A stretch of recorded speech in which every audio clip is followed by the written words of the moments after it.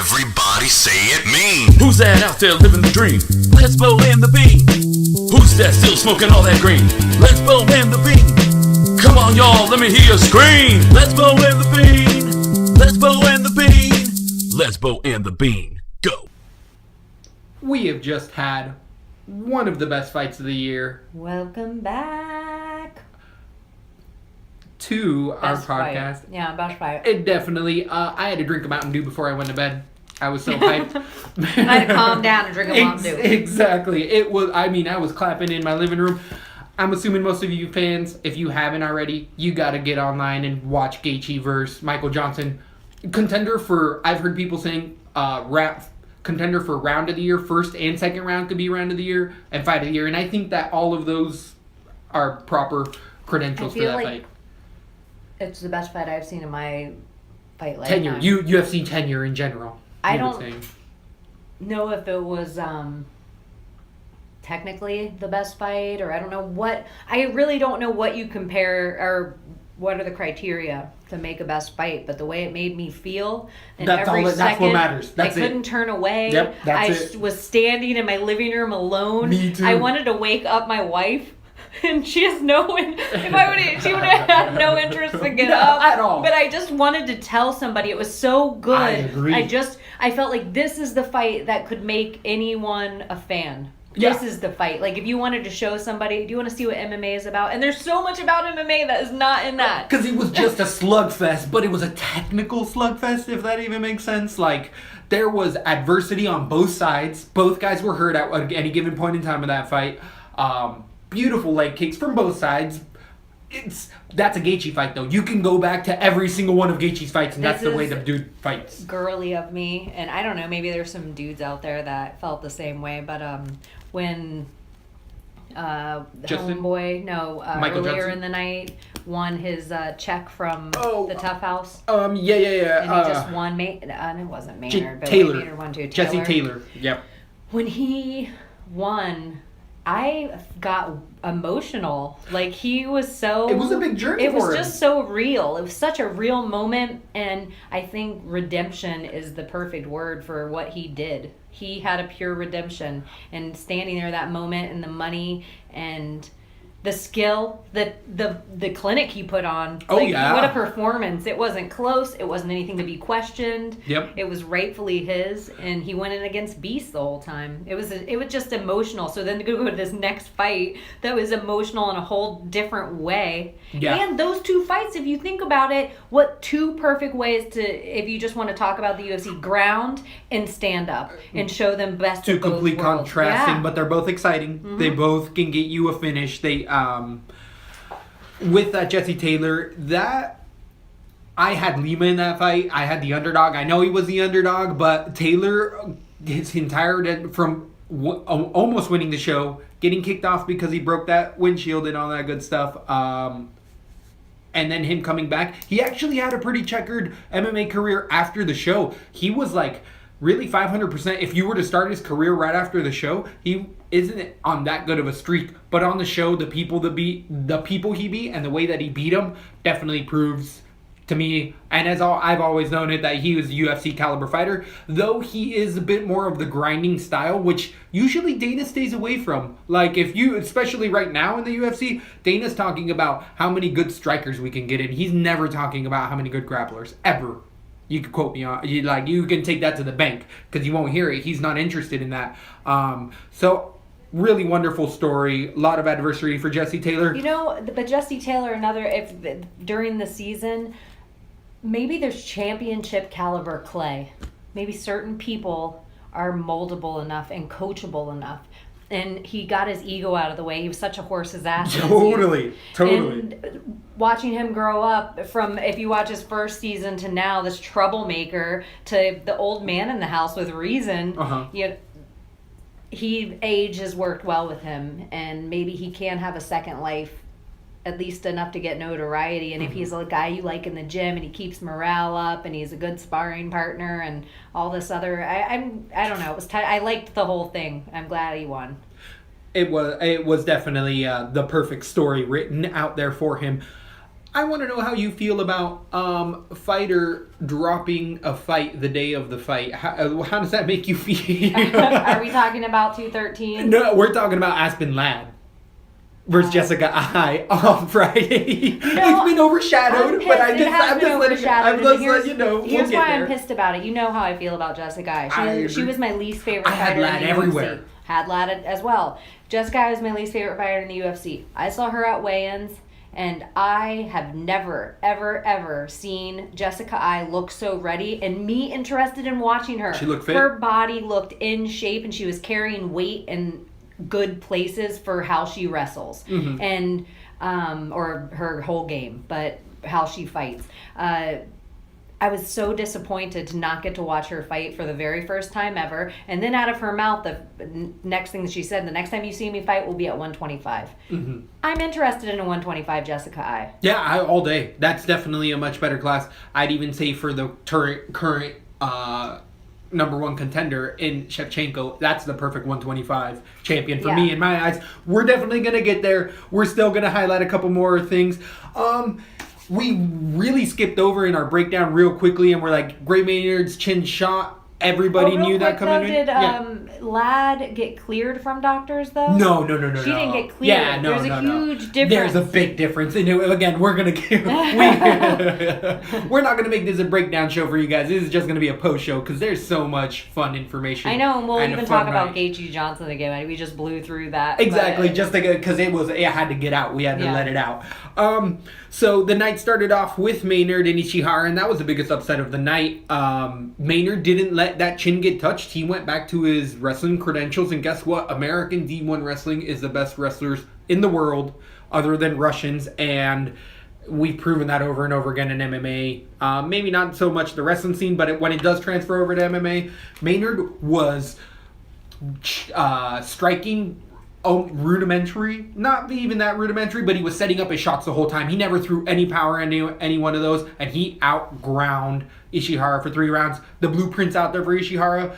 The amount of money that he's not going to get as much steam as he usually has had, and rightly so. I thought that fight was emotional. I was so happy to see Maynard win. It was an intelligent fight. But even though I didn't have him, I was happy for him. I put him on a couple DKs because of that grindability, but it wasn't enough to do anything for me. I feel like I had Ishihara on way more cards because I thought the knockout was going to happen. I stayed away from this fight because of my rule. I never bet on the first fight of the night.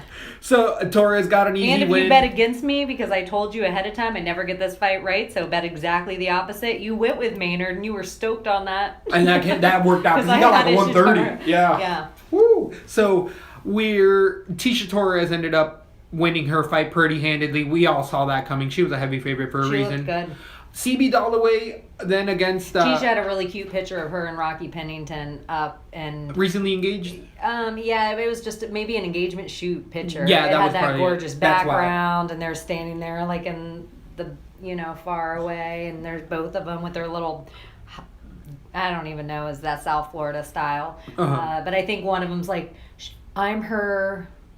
like Little Dynamite and she's my superstar or some cute whatever. Shit. No, but it was a cute picture. It was a cute picture. So yeah. And they're standing there like this though. I thought it was odd, like their face off. Ew, interesting. I wonder what the squabbles in their house look like. I know. I was like, only 2 women could do that in their shoot without getting a whole backlash from things. Well, I think 2 dudes there would be a backlash in general if it was 2 gay guys getting with their fists up. Yeah, and they were both MMA fighters. Wouldn't it be such a weird dynamic? Like, do you think people would be as accepting if it was 2 dudes? Hell no. I agree with that. This is what pisses me off all the time about. I hear it over and over again, and we've talked about how it pisses me off how they're like, they really need to market the fact that Amanda Nunes is a gay lady, and they really need to market this. To me, the reason they marketed Ronda Rousey is because she wasn't a gay lady. It's you when you look at a woman fighter, you assume she's a lesbian, and then you're surprised when she's not because you're just like, oh, tough bitch. And probably because you're in the military, if you were a cop or a firefighter and you had a partner, you probably are like, give me that big old dyke, give me the dyke, give me the big dyke. You don't want some tiny cutesy little soft girl. Not that there aren't tough ass straight women out there. Obviously, we see the UFC, but the initial thought of anyone who's strong is that they're more masculine, and that is including for women. Like you assume that it's going to be, but I think for a man, if you have a gay man, that's something marketable, because that's something you don't expect. You don't expect the best pound for pound fighter in the world to be a gay man. You do expect it to be on the women's side. It's weird. It is weird. It's a little thing that we do. It's the dark corners of MMA that people don't like to talk about. And we do like to talk about them here. I know. And it would be kind of funny, like, not saying this about these people at all. So I'll just pick two straight people that are, like, married. But if it's like, oh, look how cute Game Bread and Mighty Mouse are. That would be so crazy. Yeah, it's like, those connections aren't there. And I want to see it there. It's because I haven't seen it. I want to see it there. If there was something to put it there, and it's just, some badass motherfucker. He's got to be a badass. Also, like, but when he taught, I would love it if he broke mildly femme sometimes. And that would be great. So, could this happen? Could we get a fighter in the UFC that's a gay male? That would be more interesting. I'm gonna watch no matter what. Gay, straight. Yeah, it doesn't. If you're in there willing to fight, I don't care about what you're doing in your bedroom. Exactly. Another fight that went on in the night was CB Dalloway versus Ed Herman. I'm staying away from either fighter from this point on. Both of those guys looked very seasoned. They both looked like that. Yeah. Ed Herman a bit more so than CB Dalloway. CB Dalloway almost got finished a few times though, and that's where his conditioning might be a little bit there, but that chin's gun where Herman was my underdog, and I was surprised at how well he looked. I just had him because he was so cheap. I was like, you can put this guy He just got out wrestled all day. Yeah. That's all that happened, but people know that about him, and they'll try to do that to Ed Herman. So definitely an entertaining fight. Then we had Kraus versus Galicchio. One-sided. Everyone knew Kraus, the current guy, was going to end up beating a 155er because they both fight at 155, but that was at 175. We had Angela Hill also cruise to a win. Whoever didn't see that coming, you're blind. Yoder never had a shot, and she was having trouble making weight. Johnson versus Fortuna. I liked both of these guys. I think Fortuna, I know I picked him, so I was a little biased there, but I think I had Fortuna by the end. I think actually I switched to Johnson because he started to turn into such a favorite, and his wrestling was going to take over. Either way, what I'm going to say is I like both of them. I think Johnson and Fortuna are still going to do well in the division, and I don't think that you have to be worried about their next fights. They can both win easily, maybe easily. Johnson might get a big step up after that last fight. Then we went to one of the bigger upsets of the night. Brad Tavares versus Elias Theodorou. Takedowns. That's what won that fight. I feel like the striking was pretty much even. Lot more leg kicks, or a lot more leg strikes, kicks and stuff coming from Theodorou, but Tavares is still slick. His chin is held up, and it was Theodou's takedown defense that lost it for him. I was worried about it. It came to fruition. Theodorou, I feel like, has reached his pinnacle. Yeah, I don't think that's too far off. I've kind of been seeing a little bit I didn't since. think he had a weak game. It's kind of what I was expecting. I didn't think it was a weak version of him. I just think he has reached, or maybe he's needs to change camps, train more. Like, I don't know if he's modeling full time. I don't know what his life is. But whatever it is, the same game plan, if he wants to take it to the next level of breaking into the top 10, this Elias has to be different. This isn't... Brad Tavares looked good. Yeah, he did. But he's usually underrated. Brad Tavares is a dark horse in the division because he's had multiple knockouts or finishes, but they've only been against pretty elite competition. Then we had Jared Cannonier knocking out Nick Rodnick, who ended up showing up on 3 days' notice because Cannonier's fight fell out. And all I gotta say is, Rodnick, that dude is tough as nails. He was getting ready for another fight, I think an LFA or whatever organization he came out of. I definitely put Cannonier on everything just because of that short notice. But I was really surprised at the clean, crisp striking that he ate and just ate it. Cannonier, I did like his striking. What I didn't like is that he was getting so overconfident. A good wrestler is going to take him down, and that's what Teixeira did to him.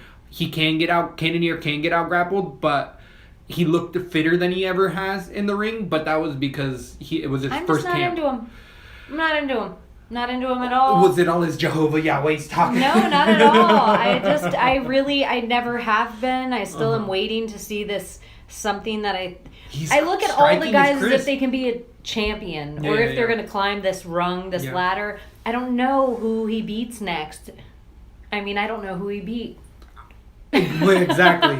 So, I don't know. I'm on it. Nothing against the fight. It just... Honestly, he should have finished it a lot sooner. That's exactly what I'm thinking too. What the money? I mean, he was heavily favorited. Yeah, he was a big favorite, rightfully so. On 3 days' notice for that other dude. 3 days' notice, it should have been finished sooner. Definitely. With some guy first fight in the UFC. Some guy.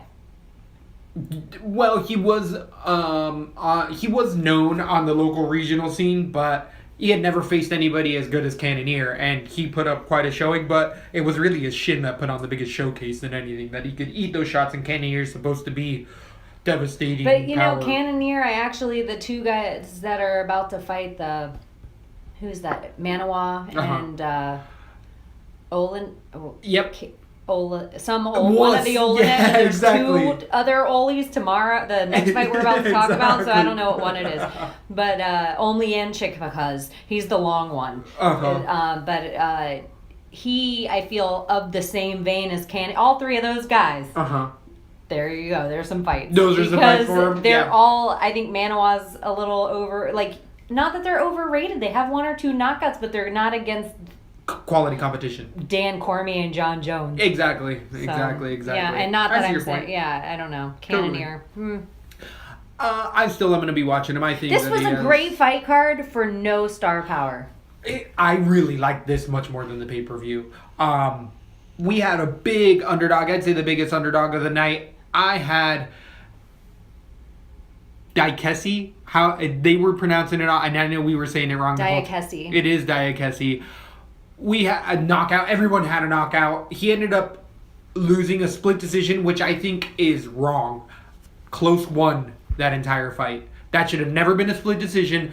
Close out-wrestled him. Those leg strikes completely shut down all of Diakese's game. I mean, those leg strikes, the first 3 to 4 kicks, Close is coming out of that camp with Priz, the Bellator guy, and all these guys that are throwing that Benson Henderson kick to the outside of the calf. Most people throw it up to the thigh. I just think Diakese's another one of those hype trains. He had a really good showing. Wrestling will eat you alive. Yeah, we're just... Once you see a hole in the game, and he's in Murderer's Row. Oh, yeah. The 155 division is... I don't know what would be... It's such a hard division to climb through. That and 170, those two. Yeah, they're just stacked with talent, and more guys always coming in. I like both of them still. I like Close. I liked Close as well. It's he's the type of fighter who everyone's like, fuck, I gotta fight that guy. Because his striking's sound and his wrestling sound, and he moves forward well. Saying I never met an Englishman that wasn't a bum or whatever. That's bullshit. That was closest thing that he said. Yeah, no, there's quality. Lost their fucking mind. There's quality I used to fighters. respect them. No, I don't respect them anymore.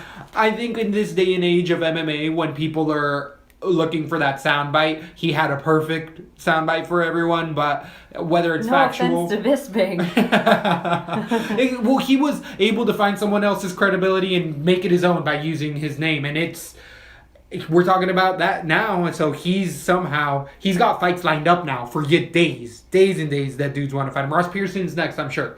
That's not a bad fight. That would against Close.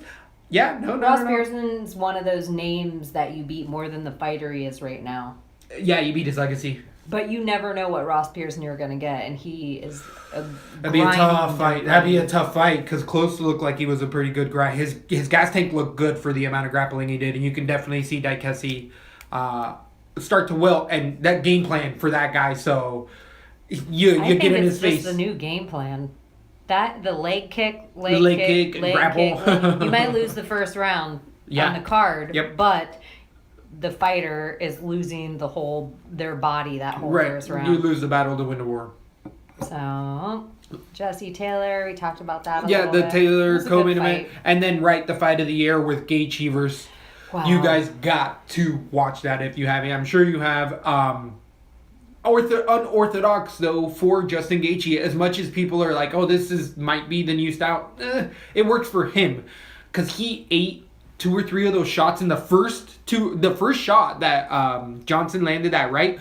Gaethje looked a little wobbled. He says he didn't, but we all know what a wobble fighter looks. He shook it off, got back into it. That happened 2 or 3 more times throughout the fight, but... I thought it was interesting that he said, yeah, most of my fights I don't remember because I get hurt so bad. And even after this... in the post-fight presser. He was saying, oh, I don't know how I beat him. How did I beat him? And this fight, he ate quite a few shots. He ate a massive uppercut as well. Michael Johnson is a very good striker, but exactly as we were saying... Michael Johnson, if he doesn't keep the front runner, he will slowly get worn away, and that's what happened in that second round. Did you see the gif that was going around of his baby mama falling out of the scene? I didn't know who. I don't think it's his baby mama. I'm just saying. No, skinny but black that guy. was so funny. It was during the Johnson Gaethje. But it was when Gaethje was trying to make the fence jump the first time and missed because his arms were so weak. That's when you see that girl. Oh no! I thought it was the knee. I thought it was the actual finish of Johnson getting kneed, falling to the ground, and then she was like. And she did you see the big lady disappear? Yeah, that's the one I'm talking about. Oh no, it's when he tries to jump on the fence. Oh, yeah, it's right when misremembering Gaethje's trying to jump on the fence for the first time when he falls off. Yeah. It's like right between those two things. I've seen that gif too. I just thought Gaethje, the leg kicks were insane. He does that in every fight. Insane, so much more insane than I was prepared for. It was painful to watch. It was amazing. I thought his hits were just as hard as Michael Johnson. I would agree with that. I definitely think the guy is causing a stir. I don't know who he fights next. It's the 155 Murderers Row division. It doesn't matter. And poor Michael Johnson, man. Look at the last few fights he's had. Yeah, Murderers Row as well. Michael Johnson's not taking any easy fights. Khabib, Gaethje. I think Michael Johnson has fought Conor McGregor. No. It's Poirier was his last one. Who'd he have? He's had Habib.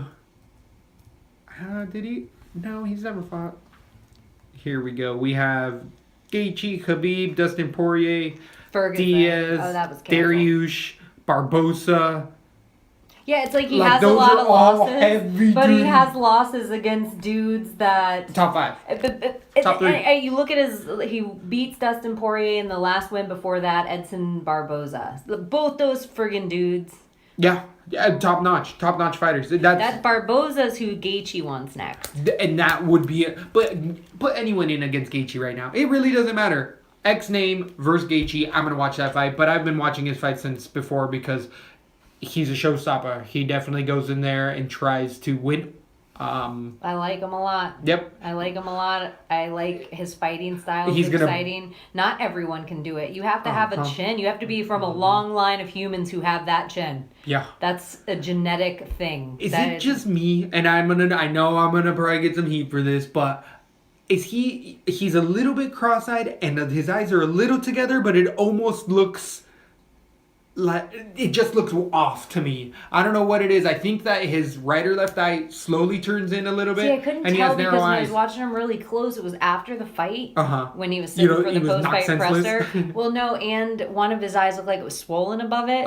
So I was thinking that too, but I thought it was from injury. So so probably that's how he looks. He has that Shannon Doherty low eye or something. I've seen him at other pressers, like even in the summer thing that they did. To me, even prior to the UFC, like I've always just thought that he had something, and I feel like it's a minor lazy eye on top of just the way he looks. Either way, amazing fighter. Would you say Gaethje put on the performance of the weekend if they had it for the whole international fight week? Yes, that is. Yep, there's no way around it. And you tell me the other fight, and I will talk you out of it because I Gaethje am willing Johnson, to bet that Gaethje.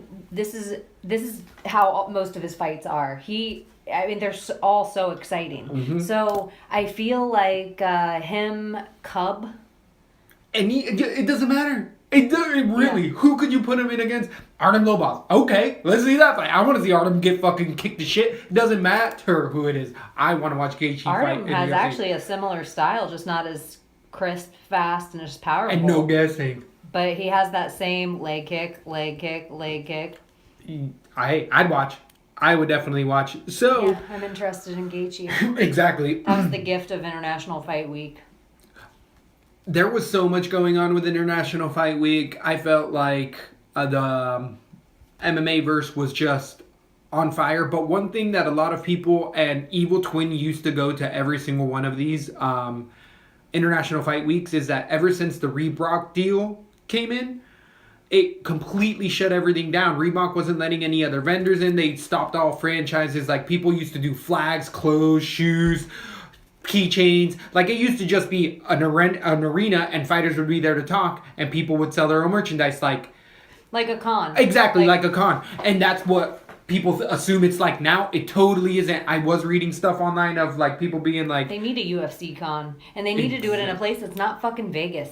all day. They need to do like All Tennessee. day. It travels every year. It's in a different spot. all over around. And people travel there, and they do exactly what like it used to be. Like have old fighters, new fighters, press conferences, autograph signings. Exactly. They Photo can sell booths. their wares. So that's what's not happening, because now it's You can have a Reebok. fighter It's 3 or 4 without UFC booths. involved. Maybe that's what we do after this. We'll start getting that ready together, because I'd try to put it on just to meet the fighters. It looked like it was fun, even Let's though go I in know the it's in the bean. back. Fight con. I'm liking that. It sounds good. Rolls You off the guys, tongue. you'd buy your tickets. We'll have to set up a Patreon, take off that Mayweather McGregor. I was Patreon. about to say, did you see that just came up? Do you see that just ended up $89 for the standard, $99 for the HD? That's pretty affordable. I mean, I'm gonna watch. That's affordable.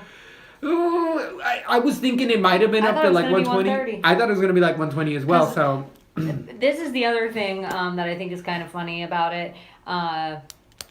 Everyone that says, it's going to be a boring fight. We're just going to watch, Right. Mayweather put on a clinic. It's going to be boring. Aren't all those the same people that told us that Pacquiao Mayweather was going to be the best fight ever? the only clause with that is that was supposed to happen so much longer than it did.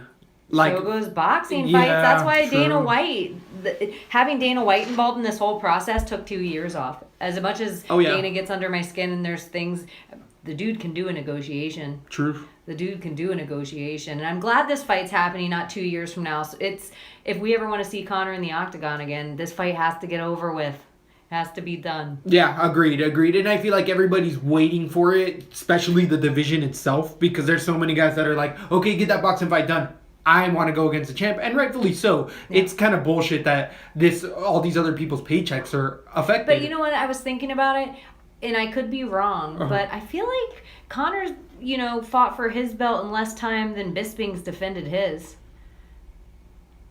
I don't know what you mean by that. Like, how do you... Bisping has only defended his belt one. No one's given Bisping shit about not defending. He's only defended one time against number 13 ranked Dan Henderson on retirement. That Dan was going to retire the fight before, and they talked him into the rematch for the money. So it was like a guy who was already halfway out the door. That's his defense of the title. They've created a whole interim belt of these two guys, and there's still talks of maybe GSP stepping in and fighting, who isn't the rightful heir to be able to fight for it. We all know Whitaker would be. So it's like, I think McGregor on the calendar has held his belt less months than Bisping has defended his in the last time. Because a lot of people are like, Conor should be stripped of that belt. Yeah, Conor should be stripped of that belt.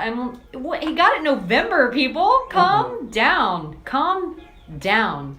And you still, because of the UFC rankings, there's no clear-cut deciding factor who would fight Conor next. Because of the UFC bullshit where they let Khabib beat Michael Johnson and step up to the number one contender, even though we know Tony Ferguson has fought everybody he needed to be the real number one contender, then this fight gets delayed. Right. In reality, Conor McGregor fought the last time Khabib did.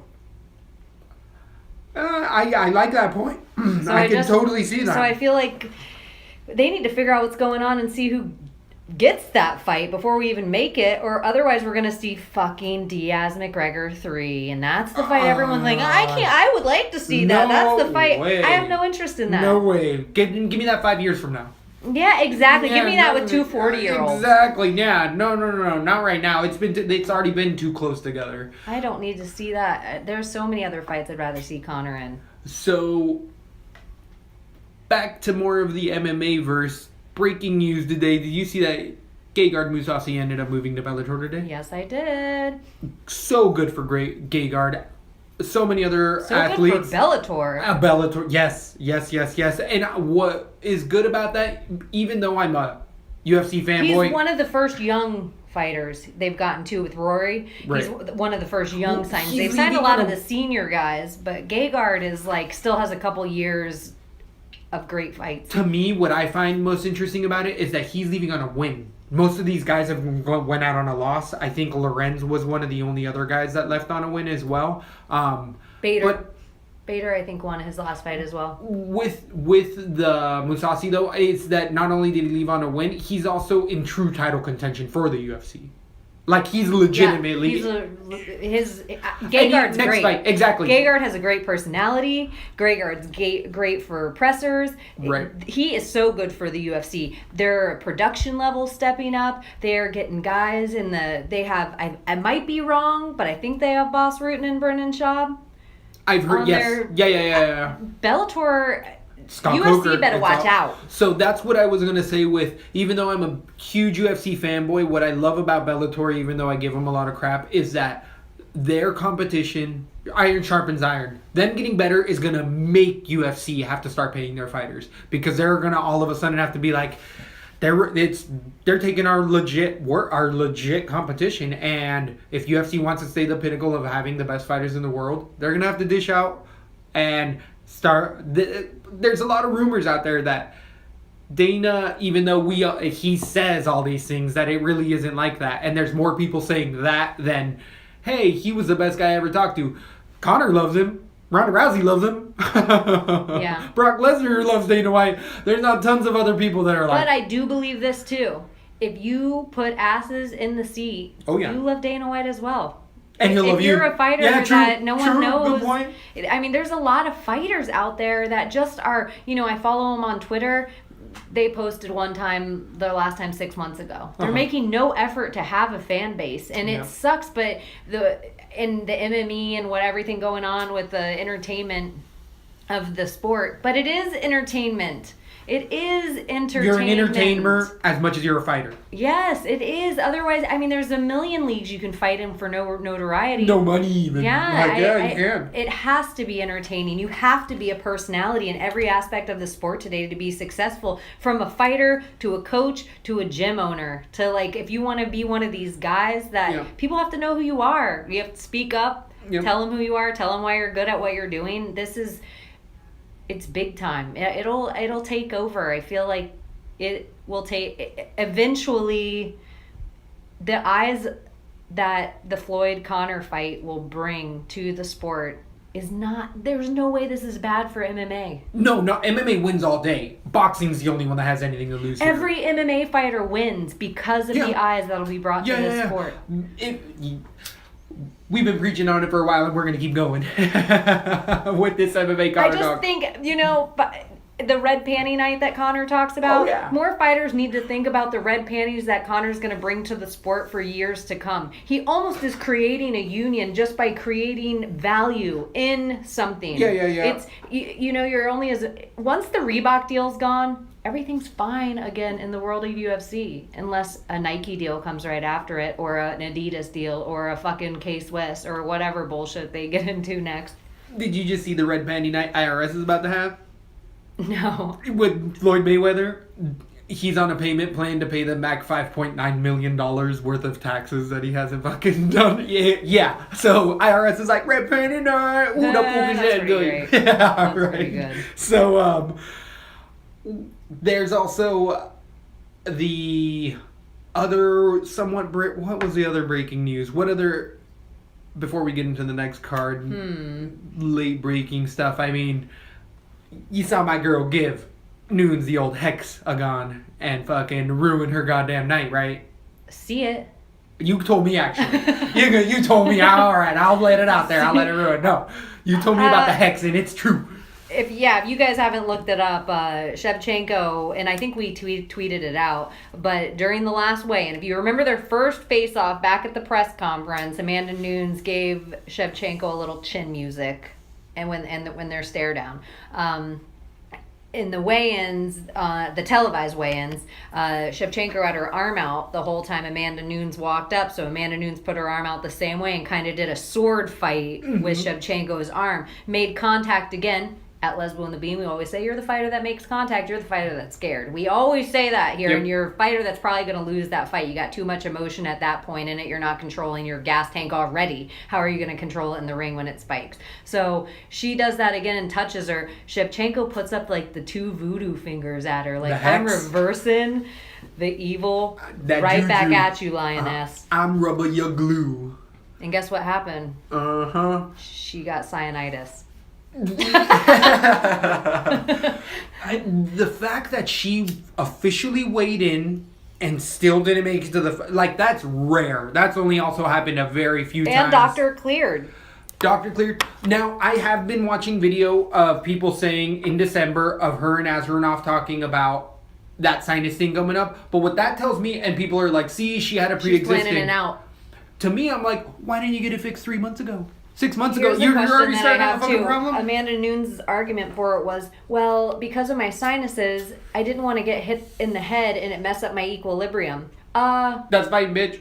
That's fighting. Everyone who gets hit in the head messes up their equilibrium. That's how it goes. To me, you was scared. And Shevchenko even said the very first day of the embeddeds, I saw Amanda Nunes, I sense her fear. And I sense her fear too. I think how did you get your head back on right? She wasn't ready to fight. Her coaches and her girlfriend didn't think she was ready. Somewhere something broke. But I said it from the beginning. Your girl too fat to fight. There's no way she's going to walk from 175 to 135 in that short a time. Women don't work the same. Amanda Nunes is getting older and has happy relationship pounds. And they were hard to get off and she was sick about it. Wasn't her cyanitis. The weight cut. So you're putting in 100% on the weight cut? I think weight cut.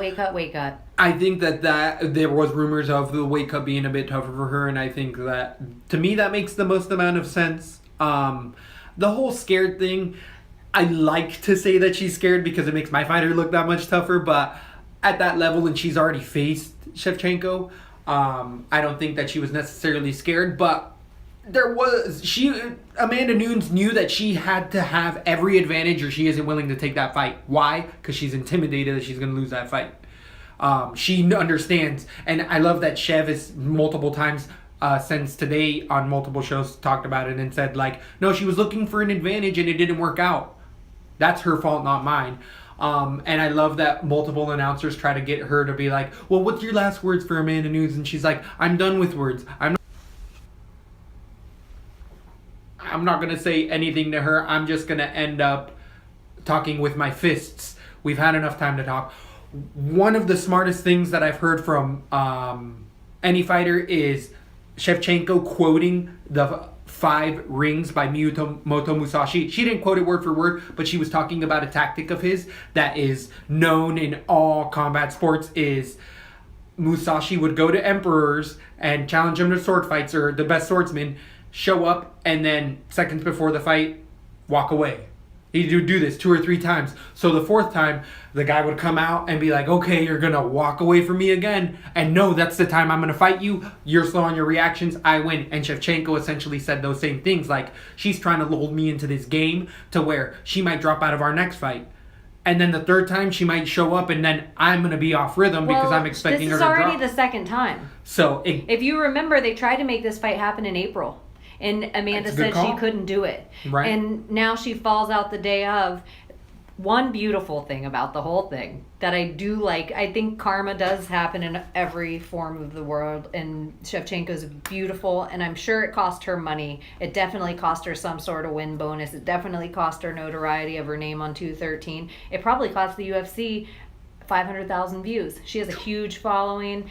Amanda Nunes has a huge following. They love her in Brazil. So I think one beautiful thing is Amanda doesn't have to cut weight at all. She had her sister was in town. She got to go to the fights. She got $70K in her pocket. So she didn't even have to go through any pain of cutting weight like a lot of the other fighters have to go through this rigorous weight cut and then a different fighter drops. So at least she didn't have to do that. And her body was at peak. But I like that she told her fans, like, she's like, I am 100% ready for this fight. And just because it's not happening, I will relax. I will keep training. She's been saying I will that keep training and keep working hard and just keep getting better and better. And I think that's beautiful. What she was also saying was she actually is more frustrated with this because usually after her fights, she gets to release this whole training camp. She gets to release all of this stress, and she hasn't got to release that yet, which could be a tactic in itself. The mindset that Valentina has is so next level, and she's such a old school mentality, doing it so well in the new. Yeah, it's like she was Bruce Lee in a past life or something. True warrior. True warrior. Speaking of true warriors and badasses. My girl, you heard my girl. Now right? we can talk about yo girl. You can talk about my girl. Do you see Tony Hinchcliffe staying with my girl? I don't think it was this night, but I saw a tweet about him. I was like, what are you doing? He's an avid fan. Huge crush on Joanna. Huge crush. She's a little sweetie He's pie. loved Joanna since day one. Yep. He's touted off about her since day one. Yeah. Like he would be with her. Ride or die. He would be with her. Yeah. But she loves him. She, in her last fight, if you remember her fight with Andrade, during one of the rounds, maybe it was round 4 or something, she in the ring pointed at him. Really? I don't know. And I do this for you, Tony. Dude. You know he jerked off that night. If you look at both of them, they look alike. They look like cousins. Yes. Yeah. They look like you could see that they could be attracted to each other and have long, lean children. Yeah. Totally gangly little kids.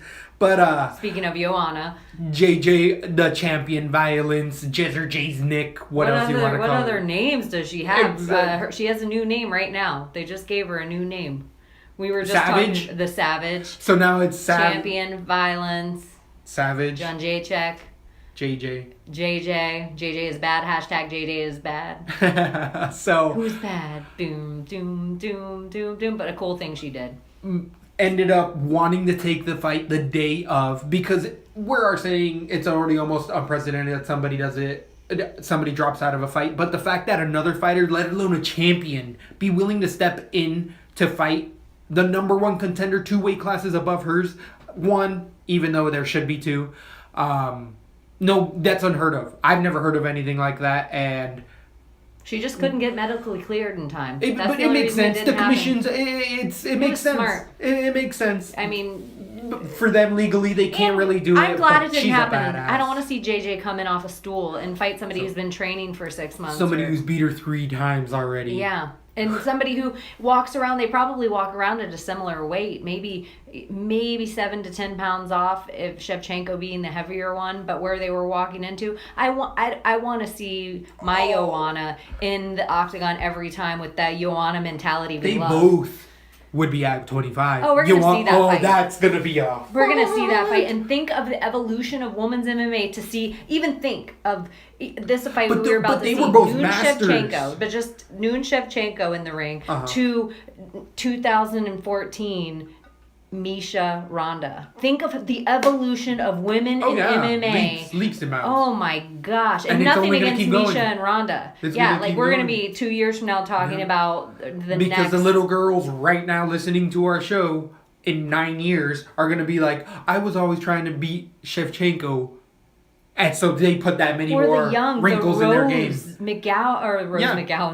Namajunas and when you get to see these people that are coming up now that are just 2, 3, 4 years younger that are under the tutelage of somebody like Shevchenko. Like Rose Namajunas under the tutelage of Shevchenko. They had a training camp together, right? Again. Exactly. So I'm like, dangerous. Makes Rose that much more dangerous. Oh, yeah. And the weakness of Shevchenko's game has always been her ground. It makes Shevchenko that much more dangerous. For sure. I would like to see Shevchenko, I would love to see her, because of the small holes in her little Swiss cheese of a game, at ATT. just even if it's for a short amount of time. I would love to see her there with those girls, but because of the noons, there's a weird, they couldn't do that. Yeah, it's going to be tough. It's going to be tough, but I was surprised when JJ went there with her being the champion and stuff. So in this, we can't put any boundaries because there isn't any. It's all going to be catty. It's all brand new. And then one of them was like, look, we can all fucking stand on the outside or we can learn from the champion. Exactly. And it's kind of one of those hen house things, not to put it, or dog house, but eventually top dog, everyone's going to roll in there. Everyone's going to strike in there. Eventually, just like with the guys, the women are going to be like, that's the bad. Everyone in the gym is going to be like, I'm bad, but that's the baddest bitch in the room. Yeah. You all fall in line because that's a sport you're in. Can't wait for all these divisions. I hope they add the 125 I'm so bummed, division. though. I was very sad about the Unbelievable. fallout. People were saying that they were refunding their tickets because I knew people that had front row tickets We that talked they got. about going to Fight Week this year. And we would have signed these things, and I'm like, oh my gosh, and we're going, and we're getting these tickets, and Shevchenko's fighting. This is meant to be. People and in from Russia. I would have been so sad. Unbelievable. I would have been so sad. Oh, it was so day of unreal.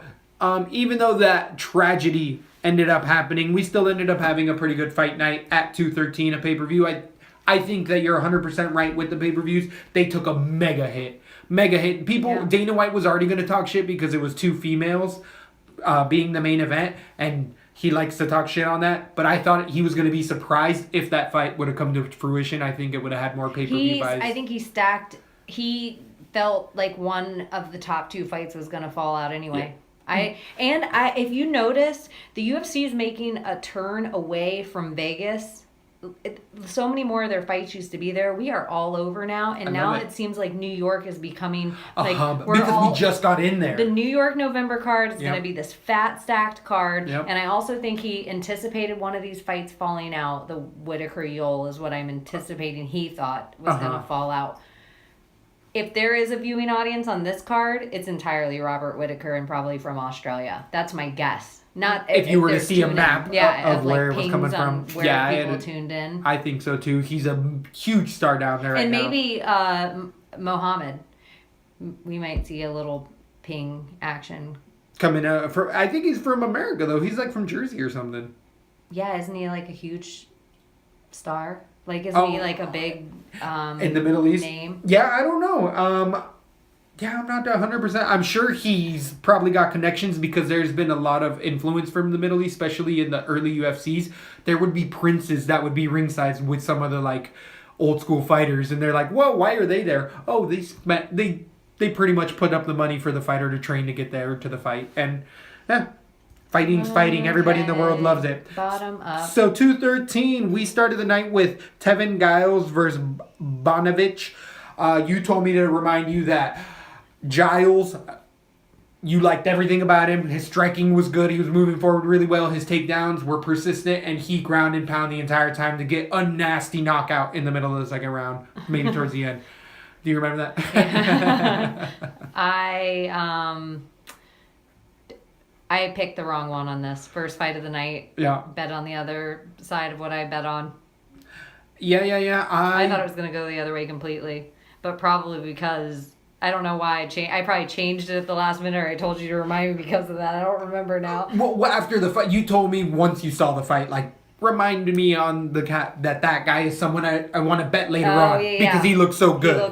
He looked so good that you want to put him on other cards. Okay. Again, Bonovich isn't that top quality, so he is going to look a little bit better than he might be, but everything looks sound that he was doing, even though Bonovich wasn't maybe at his level.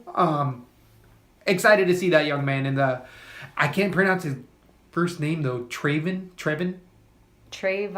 It's not... I want to say Giles. Trevin. Trevin Giles. All right. Then we had another fight at 145 pounds between Cody Stamann versus Tyrion Tupperware. And this was a unanimous decision. Stamann, crisp boxing, good takedowns, great timing. And where...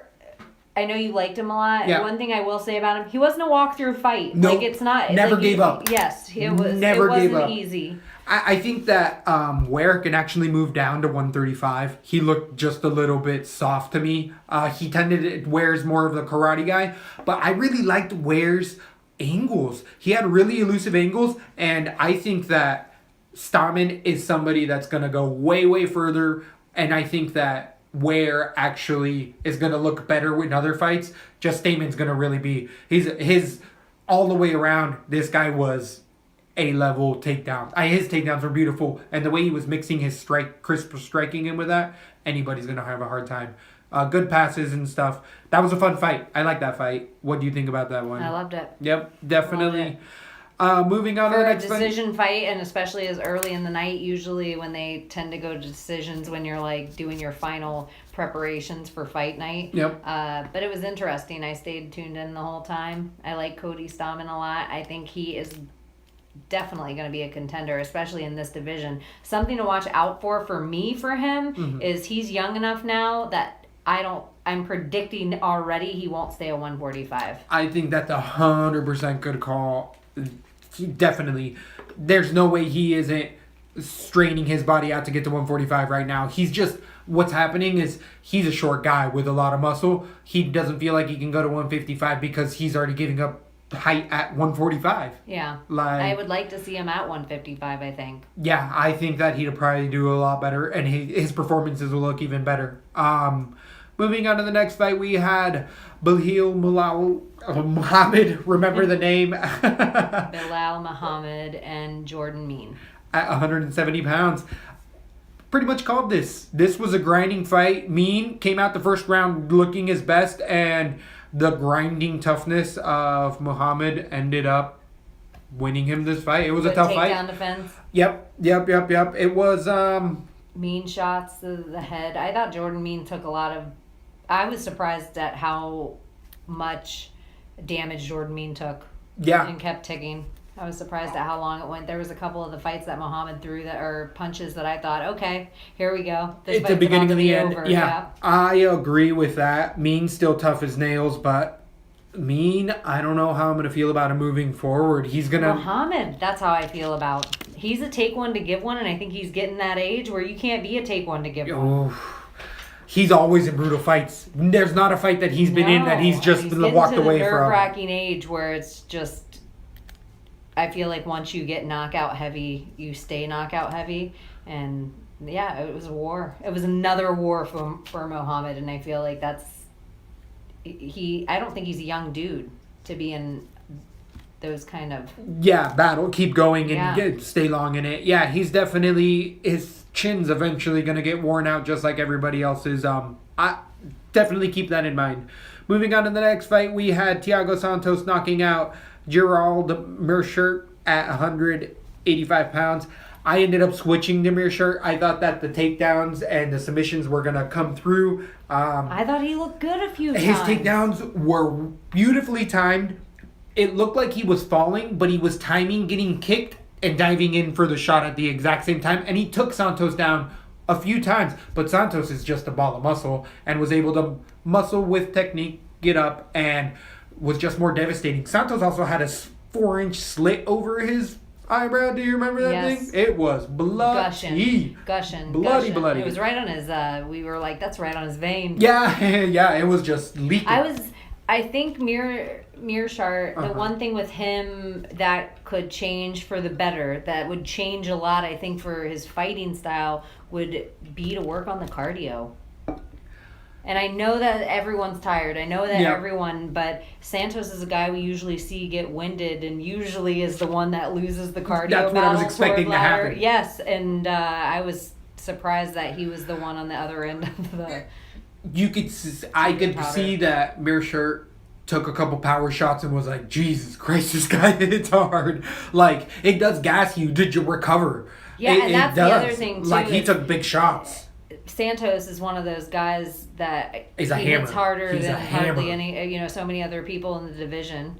He was not out. It was one of those ones that you're like, oh, yeah, but it was gonna. Yeah, no, I'm glad he stopped it where he stopped it because it was gonna be more of the same. But I think the strength of Santos just overpowered Mearshart. Definitely. That was still a fun fight. I really like that fight. Then we're moving on to the 100, or where are we at? 170 pounds between Chad Laprice knocking out Brian Camozzi. I still don't like Laprice's.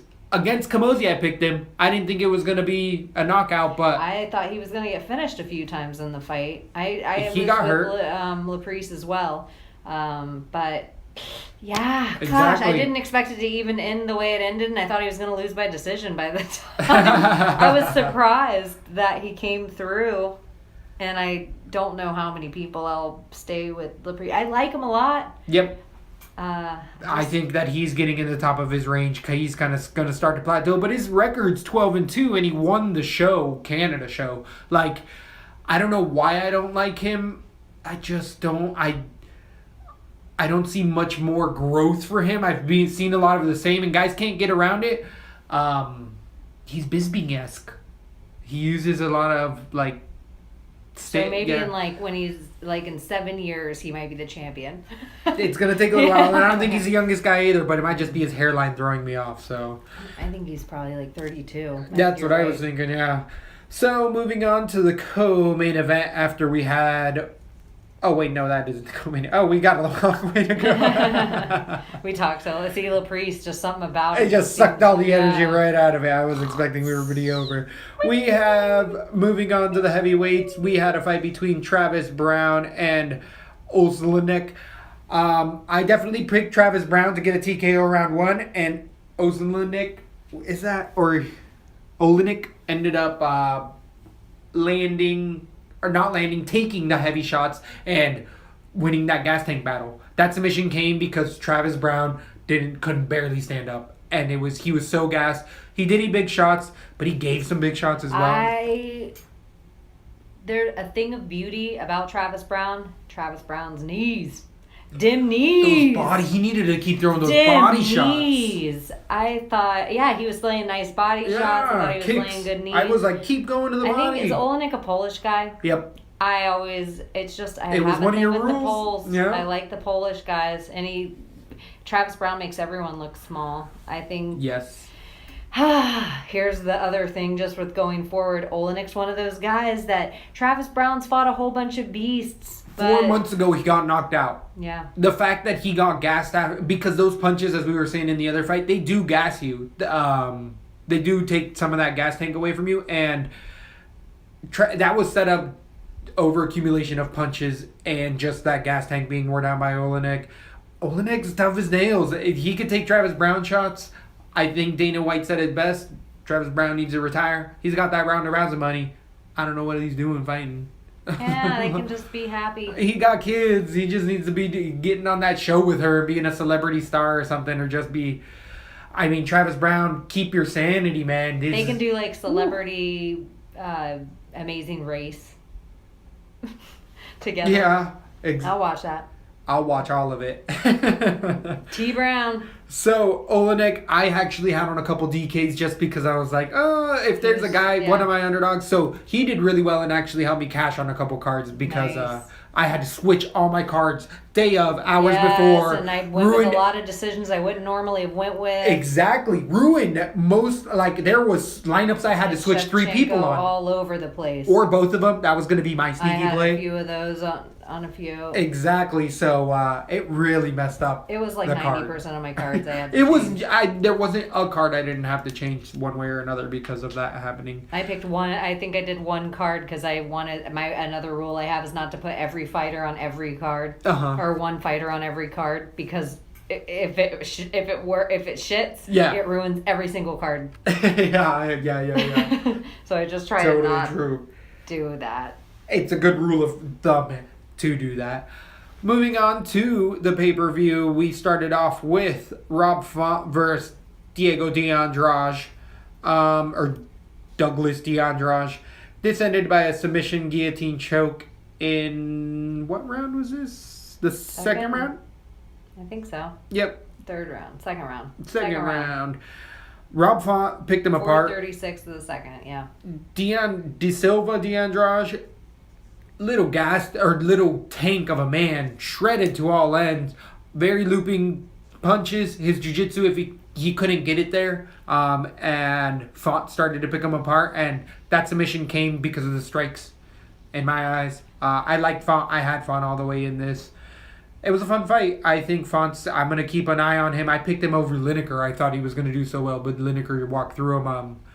D'Andrade had that shot, but not really. I don't like De Silva too much more. It's gonna be a big study for him against his next opponent to get his fights right. Totally agree on all that. All right, moving on to the next fight, we had Anthony Pettis versus Jim Miller. This was a decision. This was my sleeper on my DK cards, Jim Miller. I thought he could go to decision and give me over 40 points, 50 points, just as the amount of activity and takedowns he could potentially throw. And Pettis would be surprised at the fact that Miller's still tough in every one of his fights, and it would go to decision. It played out like that. I think Miller got 32.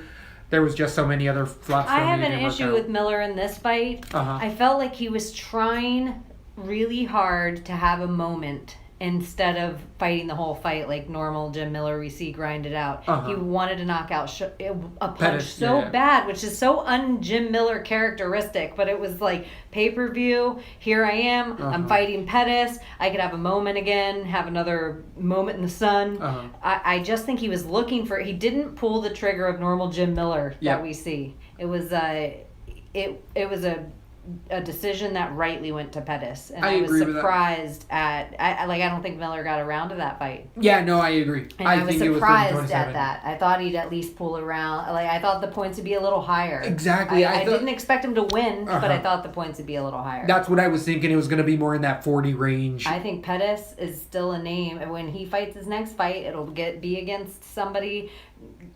You know, we could see Chiesa, Lee. We could see somebody like that, and everyone's gonna Pettis. You're gonna see him ride a line high, and I think whoever he's fighting next, you don't bet on Pettis.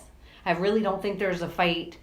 Interesting. I like your point of view here. A thing that I do like with Pettis in the post fight, his hand. Did you see how swollen it was? No. He thinks it's broken, and it was. You could see his knuckle was twice the size. I mean, he was just holding a water bottle or something, and it just looked huge. So the fact that I think you said he broke it in like the second or something, and he kept fighting through it. He's had other injuries. Tells me that Pettis still wants to fight. Yeah. But I think like with this hand injury, both of his knees have been done. I feel like he's had ankle issues. He's had back issues.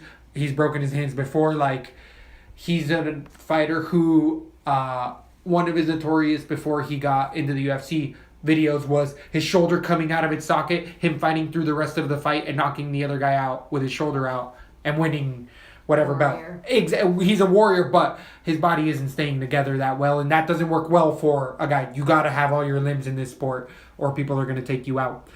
Moving on to the next fight, we go to the heavyweight division. We had Curtis Blades versus Daniel Omelianchuk.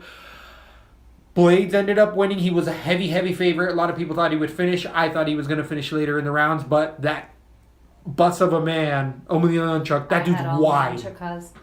Wide as I mean, his shoulders were a refrigerator. I don't. He was man. just big man. He's Polish. The other guy's not.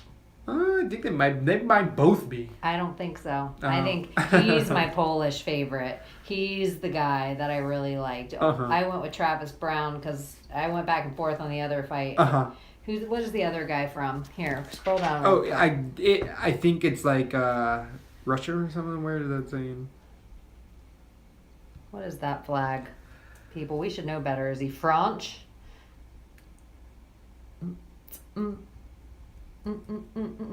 Moscow. Russia. He's a Russian. He's Russian. Why do we always get Russian and Polish? Russia. I know the Polish flag. Yeah, I always get the Russian and Polish flag mixed up until I see the Polish flag, and then I'm like, so Omelianchuk is the Pole, and I really like him. Tough as nails. I'm probably one of 12% of the people on the planet that picked him to beat Curtis. Yeah, I would agree. He was a heavy favorite. But the fact he didn't finish him to be that big of a favorite kind of looks bad. That's what I think. Yeah, well, I just feel like he's Polish, people. Stop thinking they're going to get KO'd. The Poles don't get KO'd. What do you think it is? I think they just went through so many wars. They've been in every great world war. I think True. the people there, and they've had, because of all the different dictators and rulers that have been throughout there, I think the people have lost their guns so many times that they had to learn how to fight with their hands. And I think they're just a different breed of folk. That mixed with that Viking blood is all up through there. True, All up through there. Do you know that that's how Muay Thai essentially started? I would believe they exactly that. took all their weapons and whatever, and they had to hide, and that's why the routines are the way they are. And it's a beautiful story. And that's Definitely why you punch trees. and That's all there kick is bananas around. and lemons and all those mangoes and stuff for sure. So, So I would say Curtis, disappointment in that fight. I think I still am high on Curtis. I still think that, like you're saying, Omelianchuk is underrated, and I underrate him as well. He can look better in other fights and win them. So keep an eye on him, and I think Blades I can still keep agree. going. I just feel like he's so underrated. Who are the higher guys in the heavyweight division that Blades beats? But, an interesting, do you put Blades versus Ngannou for the next fight? It already happened. Oh, yeah, he knocked him the F Yeah, out. I had to go do that. Hell, I don't ever go against Ngannou. But who do you put Blades up against next? Timothy Johnson would be a fun fight just because he's another wrestler. And he beat Omelianchuk, I think. I think that's right too. That's a good next fight. Yeah. Two big guys. And wrestlers as well. It makes them strike more. It's just, that'd be a fun fight. Moving on to the co-main event of the night, we have two heavyweights with Alistair beating Mauricio Verdum in a decision. I mean, barely winning. By The skin of his teeth. I was kind of surprised. I could see it being a split. And I wouldn't be against it. But and that's what almost made it a draw. Yeah. Yeah. It was a majority, or it was a majority decision because it was 28-28 for one judge and 29-28 for the other way. It was all, the first two rounds easily over Eames. It was that third round. Verdum had him within inches of his life, and big men at any given time. These guys are both legends. They're both going to be in the Hall of Fame. It was a fun an fight to watch. interesting fight. I didn't think it was going to go as long as it did. Agreed. Both guys had way better chins than I thought. Yep. Very first time we've seen Overeem fight without any kind of sketchy IV bag. That we know of yet. We know yet. Very true. Very There's true. still weeks ahead of us. Very true. So yeah, it was interesting. It was good to see him. I felt like you're watching two legends fight. Agreed. They're both fighting. Well, now remember we see this. Overeem versus Miocic too. Mm-hmm. Rightfully so. And do you think Miocic beats Verdum or Overeem? I think Overeem wins this next Miocic. I'm calling it right now, baby. I got Overeem against Miocic right now. I'm calling that. Even though he got hurt, I think that Overeem, like he has before, learns off of his losses really well. I know Overeem comes out of that like Dutch style of kickboxing, out of that Polish style. There's also other countries that treat knockouts. How do Muay Thai guys and like other kickboxers? England. I thought he was. I thought he. He's Danish. Like he grew up in like Denmark or something. Look where like he's that. from. He was born in England. Interesting. The Netherlands, fighting out of the Netherlands, In Amsterdam. So I feel like he might have been a kid, but I thought maybe even he has family down over there. With Overeem, he learns from I was saying, all those kickboxer guys that have 500 fights and they fight every single night of the week. Why? They're doing something to counteract some of that head trauma, because, well, I don't know, I guess, if some of the legends in other sports are punchy. I know in boxing they get that way. There's no way you can have a lifestyle of getting kicked in the face and No not way. slow down. Unless you live in Amsterdam and just live on cannabis drip. Because isn't weed supposed to be really good for head trauma? I'm sure it is. Like I could be crazy, but I thought there was a new study that showed it actually regrew. I was about to say, I feel like I just heard it regrew brain cells, as it just did right there. That gave me one extra brain cell. But it was maybe clickbait or something. I don't know, maybe didn't look all the way on it. Overeem either way, learns, and I got him versus Miocic the second time. I think he can put a game plan together to win. I felt like he hurt Miocic the first time, Yeah. where I thought for a moment it was over. I thought Miocic tapped. I'm just saying. I don't know if I'm the only one, but I know I got one other guy that believes that shit too. Yeah, I just don't think. Shit, I don't know. I don't know yet. All right, now we I got wanna time say for that. Miocic all day. We got that. We got time for that one. But moving on to the main event of the night, we had Robert Whittaker, interim champion, beat Yoel Romero in a 5-round decision. Pretty impressive that he did that with one knee. Apparently, within that first round, his knee was I have to shot. disagree with everybody else. Ooh. I have to disagree with all the commentators. I was watching that fight again, and I thought it originally. The very first kick, Yoel Romero does this very low fucking kick right at the feet of Robert Whittaker. And from that moment on, he did it at his right leg, and from that moment on, Robert changed stance and put that left knee forward. I do think that knee got clipped in other kicks and stuff that caused an injury, but I think the very first kick, Yoel Romero broke bones in Robert Whittaker's right foot. With the friggin' low, I don't even know what that kick would be called, like kink right at his feet, and he jumped back, and it looked like, oh, Robert Whittaker's fast, he missed. But if you noticed in that very first round, he had blood on the top of that foot, and that blood on the top of that foot, your foot has such little you'll bones break in it. all sorts There's of no bones. way that you could take that Yoel Romero slice that he did, and if you notice how quick the rest of the fight he jumped out of the way, even to 2 times he jumped out of the way so fast he lost balance and had to put his hands forward. So I think it's because he hurt him so bad with that very first one. Heel stomp. And he's such a warrior. I think he fought with a broken foot the whole night, and I don't think, because even when Joe Rogan was like, I know that knee, blah blah blah blah blah, and Robert Whittaker just kind of blew past the question. He didn't acknowledge it, like, yeah, that was what did it. And I was actually so nervous they were going to stop the fight. I thought they were going to look at his foot in the corner and be like, I watched the whole rest of the I round. watched it break. I'm interested to see afterward if he has a broken foot. Or what it tends to be. I feel like he came out in the post-conference and said that his knee was shot. He was just like, that really is going to set me back a couple weeks. Like, that hurt really badly. And his corner was saying all the right stuff, like, don't worry about it. You got to do what you got to do. I did feel like... He said my leg's fucked. Yeah. And I was just like, you said your leg was fucked in the corner. I thought it was still kind of the night. I was a little bored at times. I was too. I know it just wasn't Gaethje Johnson. It just was like I was just like. There was times where I gotta say I was like, oh shit, what just happened? I heard the crowd and was like, whoa, okay, what's happening? I His knees felt fucked? like it was somebody who was like, I made you a cake, and you were like, yay, and they were like, but I didn't have any icing, and that's what I felt like Noon Shevchenko was. I felt like this was a UFC card with no icing. I didn't get that final. There was like fight. four other fights that fell out of this. One being Cerrone Lawler, the other one being The Curse of 213. The Hex. And this time last year, I could be wrong, Jones fell out of this, didn't he? Right around this time frame, yeah. Like a day or two before, like maybe 3 days before or something like that. It was a Hex kind of weekend. Oh, yeah. 213.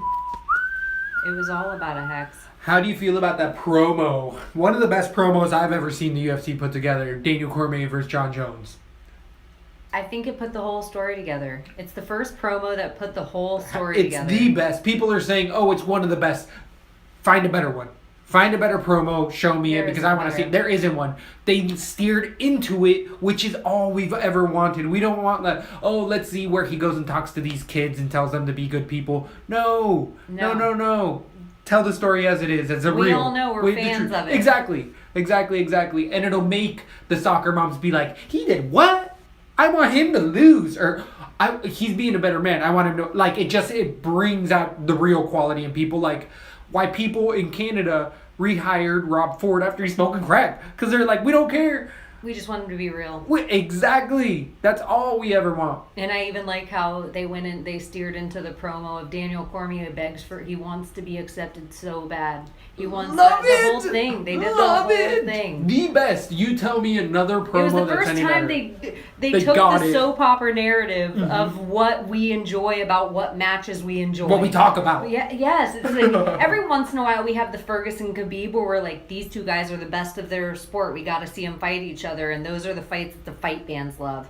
But this fight is not only for the fight fans. This fight has enough soap behind it that it's bigger than the UFC. Some of the fights are bigger than the UFC. Yeah. Some of the fighters are bigger than the UFC. And this storyline between Jones and Cormier, I have to be honest, I love John Jones. I love to see him every time in the octagon. But if this is Cormier's last fight, and if this is the last time I see the two of them fight, who else does John Jones fight ever I care about as much as, even though he's the greatest, and by the time his career ends, we might see, and it might be solidified that he's the greatest fighter that we ever get to watch. Will you ever care about him fighting anyone more than DC? I don't think that you can fabricate the rivalry that truly stands between these two. It's Frazier Ali. It's like these men hate each other to the core, regardless of whether if these guys were at a birthday party, they'd get in a fight. Yeah, like it has nothing to do with the octagon. Exactly, and you can't fabricate this, so there isn't anyone else that's gonna come into this, and I feel like they're gonna close out an era. Like, I feel like it's gonna end up, we're gonna end up seeing JBJ or Bones Jones versus Cormier, maybe 3. Cormier stepping away, but it's gonna be kind of like new bloods coming in. Like it is. The Ronda Rousey and the Misha Tate, exactly. and yes, the Frankie that Edgar, era. And the Faber. Yep. And the Dominic And Jones Cruz, is gonna hold it for a little while longer because he's young enough. But Cormier is this breed that's stepping away or not. That's aging out. Exactly. The Dan Henderson, And we have Michael tons of new talent. Speaking of tons of new talent, we got a new show coming up on Netflix tomorrow, the Contender series that Dana White's put on. It's the first Dana White ever of its kind. I absolutely love it. I'm definitely gonna be watching it, but I'm not gonna be able to put down breakdowns for all these new guys. There's just not enough hours. We won't be able to do breakdowns, but we'll try to watch the show and talk maybe about get it. recaps. Find people we like, maybe we don't. Some people are doing some live fight companions for it. Who knows? We do gotta break the YouTube bubble. Yeah, we do. Pop the YouTube cherry, so to speak. Dana White's the Contender. So there's definitely. Am I wrong on thinking that Sylvester Stallone is somehow producing this or backing it? I'm not sure about that. I thought I it was made that Netflix. up. I just made it up right now. I just made that up. I couldn't even lie about it. With the Contender and Netflix, any interesting shows you've seen lately that you've been into? Anything off the UFC? We've been heavy duty UFC, and we're about to get into it this next coming up Sunday. So we got a breakdown coming up. But what do you do when you're not watching UFC? I can't wait for GOT to come out. Oh, next you telling weekend. me? You telling Every me? 2 years. I'm like, this show's been out since 2011 or some shit. Damn. Oh, and then my wife's like, well, they only release episodes every 2 years. And I was like, true. And it's only going to be 7 episodes or 6. Yeah, they just teeter them out at us. How dare you? Exactly. But we watched something, and you watched it too. I was about to tell you about Butcher. What? Butcher. Motherfucking crocodile swimmer. Oh, yes, that's what. yeah, what's his name? What was it? Butcher. Come here, little Holy shit, Butcher. you guys. If you're bored, if you got time on YouTube, go on. And what do you put in? Old man swimming with crocodile? It's a National Geographic documentary called like Crocodile Man. Yeah, or like swimming with crocs or something like that. You'll be able to man swims with crocodile. This Pocho motherfucker. It's his pet's name. 14-foot crocodile, not alligator. Crocodile. Only case of it ever being known where this crocodile loves this man, you guys. Imprinted supposedly.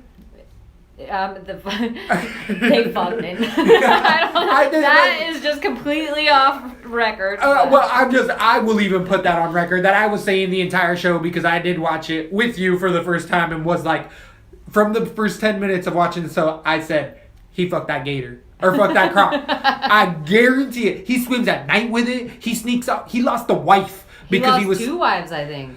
Because he was swimming with And a he's croc gonna at lose night. his little girl because he lets her swim with the crocodile. When she's 18. Anyways, you guys have to watch this shit. It is so crazy. It's unbelievable this dude swimming with it. And guess the what? craziest thing. Yeah. So what were you going to talk about?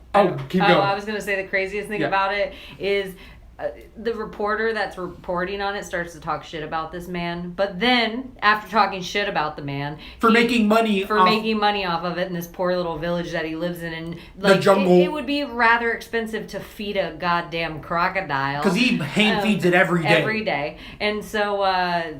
the one thing, the reporter, by the end, wants to swim with the crocodile. And he almost loses his life. Even if you just watch for that. Even if you just watch for that. And you're like, you dumb motherfucker. But it also, with that, cements of, like, the fact that this dude had a real relationship with the croc. It's real. It's real. It's really real. And the footage alone is just... You're never going to see anything like this again. What I was going to more say is...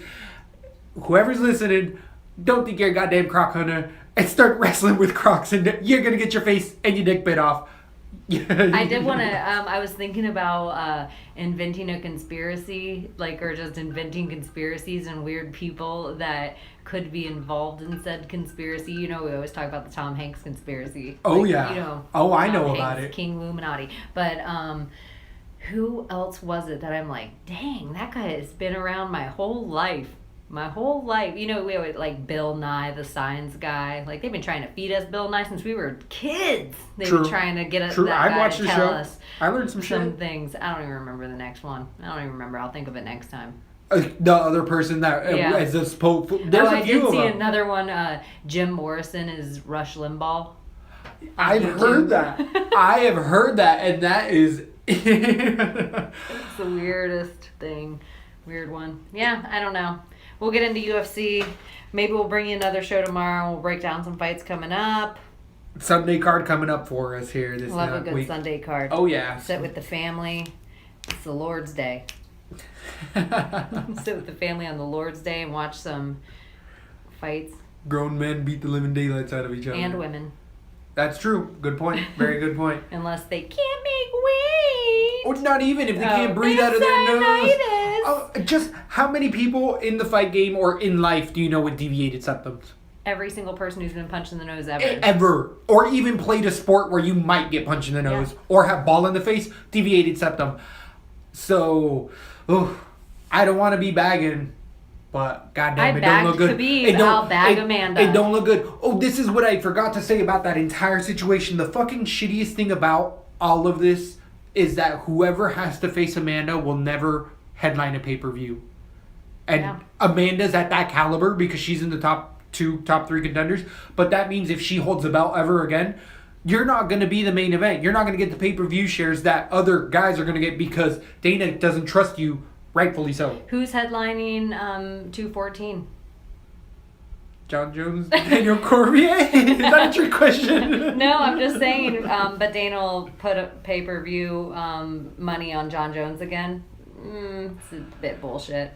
Who's pulled out of more cards that have ruined more dollars than John Jones? But there was more legitimate ways because, like you were saying before, have they ever been cleared by management and the doctors? John Jones, it was management reasons where he's like, it's legal issues why he couldn't, or he popped on drug tests where she was cleared by everybody and only her saying, like, there is that one stipulation. It's a pretty big one. And you know I'm anti Amanda Nunes just because she's fighting my girl, but what about if you really felt like just if the numbers were off, you woke up at the weird time, you just felt like you got out on the wrong side of the bed and you weren't 100%? That's the name of the game. The date is I'm going to meet you in the volleyball court. I'm going to meet you in the gym at 3 o'clock. If you don't show up, I win. I'm going to tell everyone you're a bitch. Don't fucking come to me later. But like, that's why you're a professional. You set up a time and place. You weighed in. You said, I'm going to be here at 8 p.m. The fact that you weren't able to be there. You talk shit. Yeah, exactly. You fucking touched me in the face and you couldn't be there. I was able to be there. Why couldn't you? I don't see that she has much weight behind her or to her whatever she's saying when she's cleared by the doctor and the promotion itself, and it's like, you're not gonna die. You're the champ for a reason, and that's what people don't. We talk about it all the time. You're the fucking champ. You gotta be the champ. But you trust John Jones this time that he's going to make it to the octagon? No. I don't. I personally don't. I think that there's still time. Do you trust John Jones more at this point or Amanda Nunes? I trust Amanda Nunes more to too. make it. Yeah, That's I got what I'm saying. to. So I got there's a to. little bit of like. I could see that. But John Jones has been so many other ways because she was.